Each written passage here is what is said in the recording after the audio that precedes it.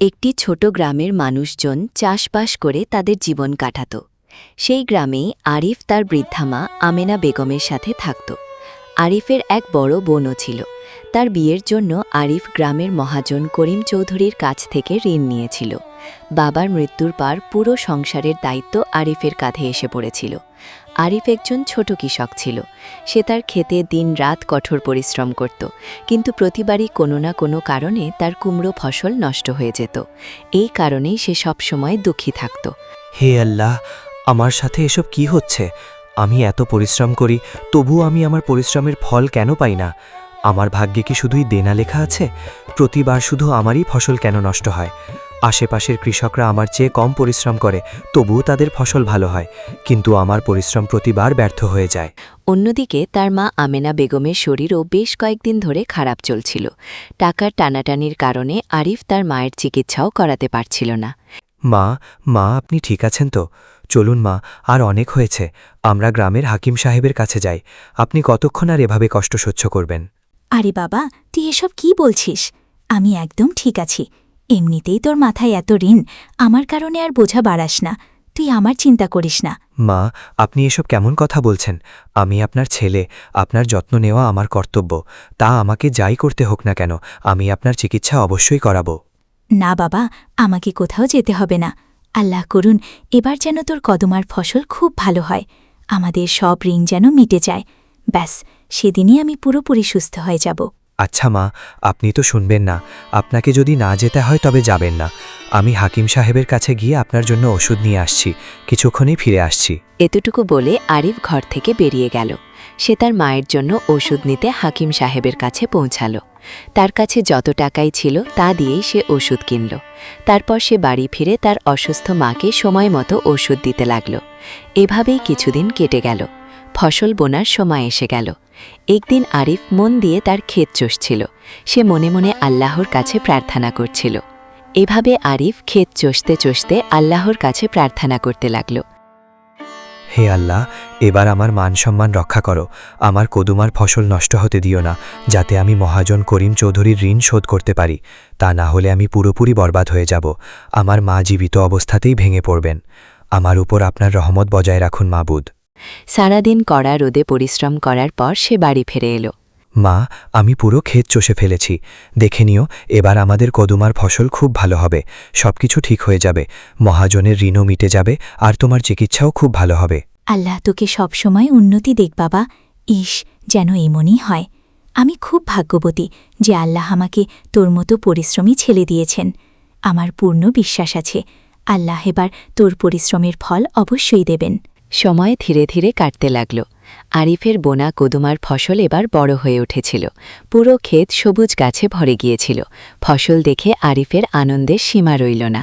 আরে বাহ, আল্লাহ তোমাকে লাখ লাখ ধন্যবাদ। এবার আমার কদুমার ফসল সবচেয়ে ভালো হবে। আমি এবার খুব ভালো লাভ পাব। এখন আমার সব ঋণ মিটে যাবে। আনন্দ মনে আরিফ বাড়ি ফিরে এলো। অনেকদিন পর সে রাতে নিশ্চিন্তে ঘুমাতে পারল। কিন্তু পরদিন সকালে যখন সে তার ক্ষেতে পৌঁছাল, এখানকার দৃশ্য দেখে তার পায়ের তলা থেকে মাটি সরে গেল। পুরো ক্ষেতের কদুমার ফসল বুনো পশু পাখি জন্তুরা নষ্ট করে দিয়েছিল। রাতারাতি তার সমস্ত পরিশ্রম মাটিতে মিশে গিয়েছিল। হে আল্লাহ, এটা কি হয়ে গেল?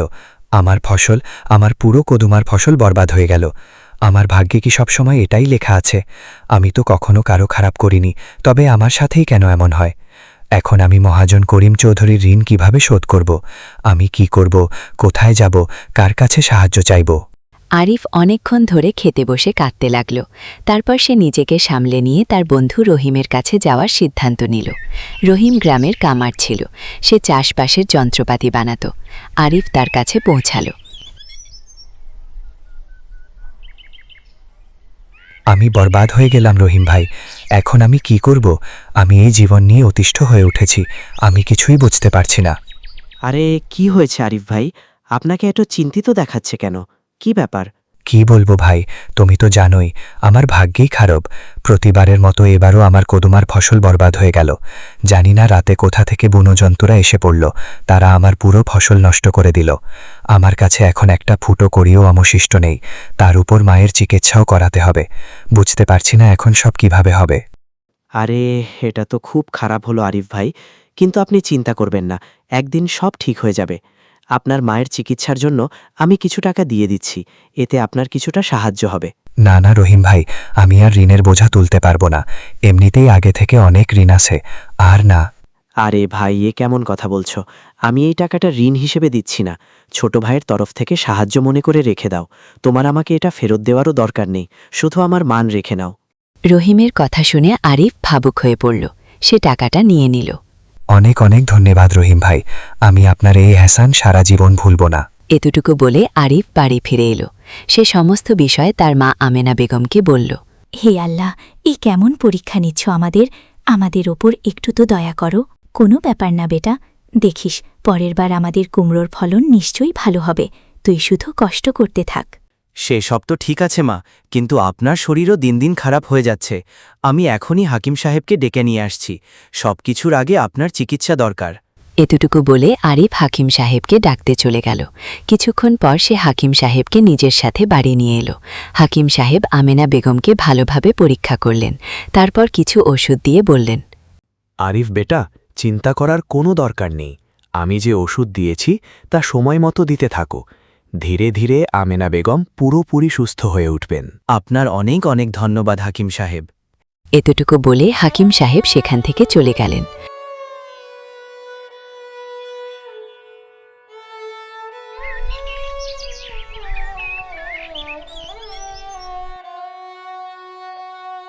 পরের দিন রহিম আবার আরিফের বাড়িতে এলো। কি খবর ভাই, এখন মা কেমন আছেন?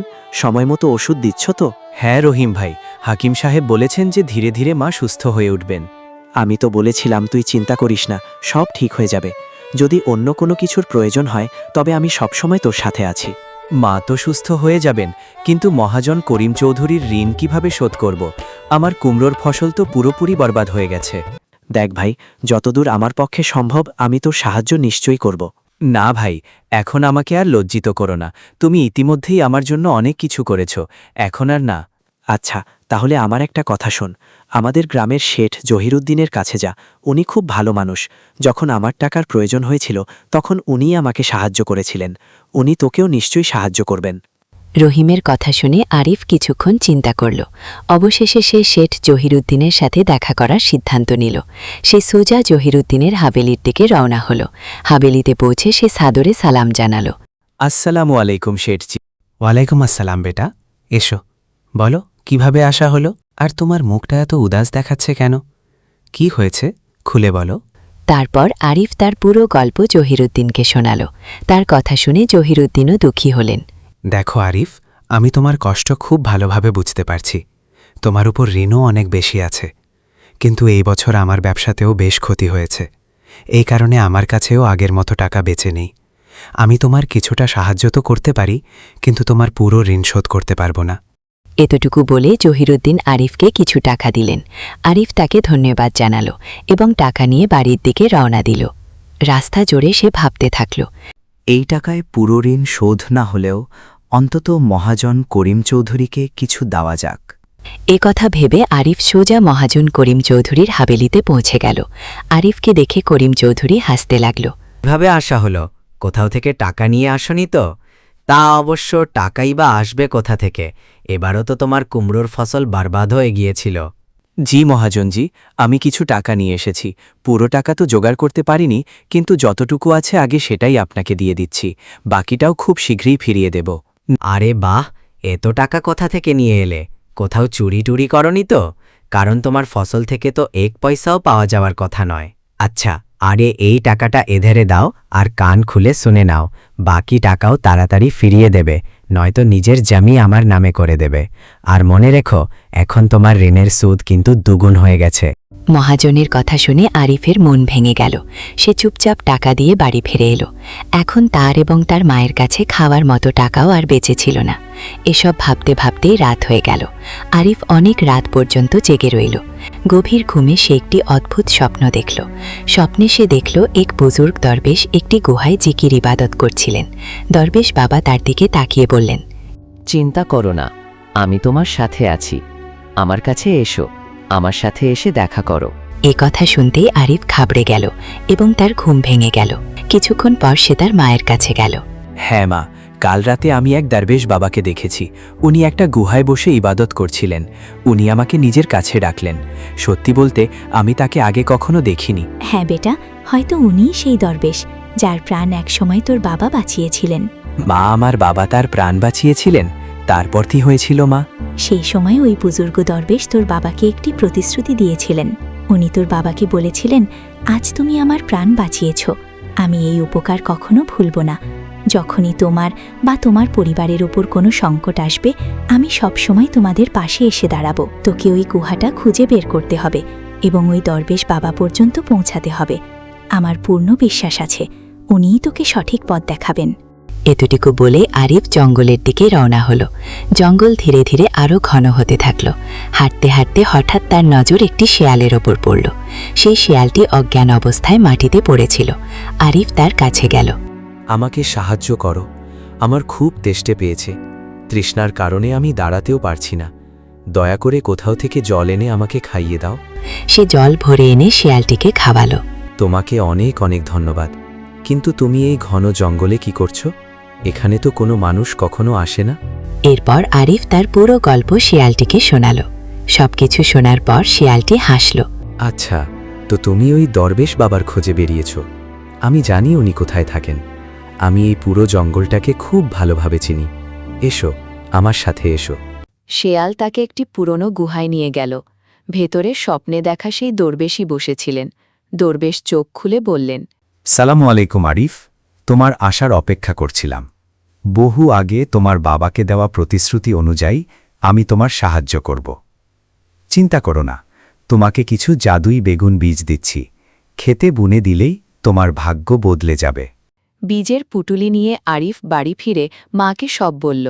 মা তাকে আজই খেতে বীজ বুনে আসতে বললেন।